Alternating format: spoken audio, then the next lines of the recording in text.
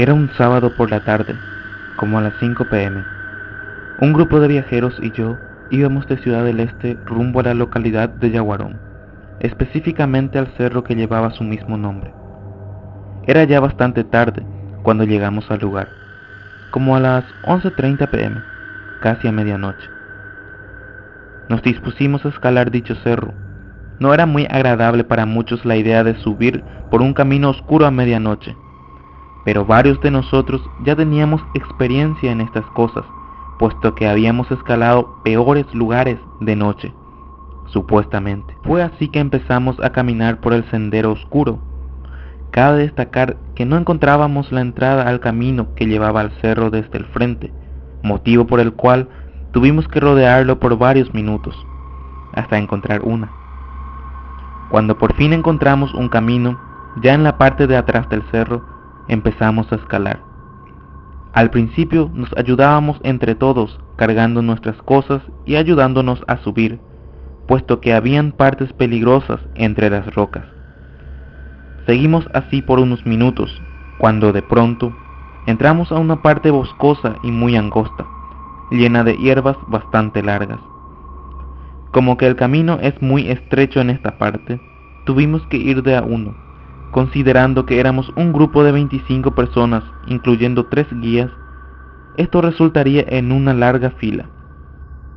Nos adentramos por este camino, que según decían nos tomaría nada más que 20 minutos aproximadamente.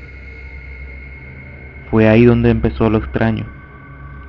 Llevábamos ya casi una hora caminando, y no encontrábamos ni veíamos señales de llegar a la cima. Pese a esto, decidimos detenernos un momento en el primer lugar espacioso que encontramos, para analizar lo que estaba sucediendo, pues claramente nos habíamos equivocado de camino. Grande fue nuestra sorpresa al percatarnos que 3 de nosotros ya no se encontraban. Era difícil que estos se perdieran de nosotros, ya que, como mencioné, el camino por el que pasamos era muy estrecho, y aparte no tenía desviación alguna. Entonces no había forma de que no llegaran a donde nosotros estábamos, por lo que necesariamente tuvieron que quedarse en alguna parte del trayecto.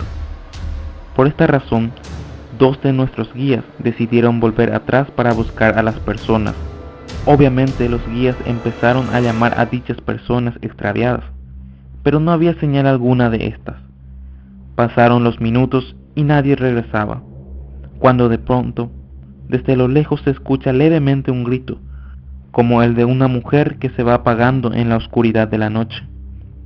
Esto nos hace sentir un escalofrío indescriptible. El ambiente empezaba a ponerse cada vez más espeso. Pese a nuestro susto, decidimos que teníamos que seguir caminando para llegar a la cima, ya que volver atrás era lo menos seguro, y teníamos la esperanza de poder encontrar a otras personas acampando más adelante. Seguimos nuestro camino. Esta vez el mismo era más ancho, así que caminamos uno al lado del otro. El ambiente, lejos de mejorar, parecía más y más pesado, y nos perdíamos más y más en el lugar, como si alguna presencia extraña confundiera nuestros sentidos.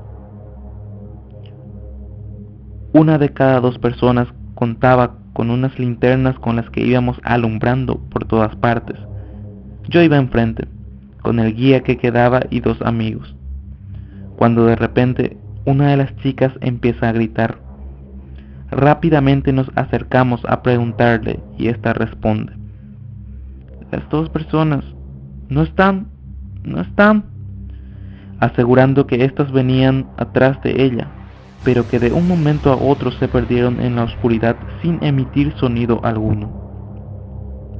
El miedo nos iba consumiendo, hasta que hubo un momento en el que agarramos nuestros teléfonos celulares para llamar a emergencias, puesto que esto ya era muy extraño y podría tratarse de algún secuestro o cosas similares. Mayor fue nuestra sorpresa cuando ninguno de nuestros teléfonos tenía señal, cobertura, sin importar de qué operadora fuese. Ya llevábamos un poco más de 2 horas en aquel lugar oscuro y siniestro, y solo quedábamos 7 personas, puesto que la mayoría iba desapareciendo poco a poco. Llegamos a un campo abierto, lleno de enormes rocas y árboles viejos, en su mayoría podridos.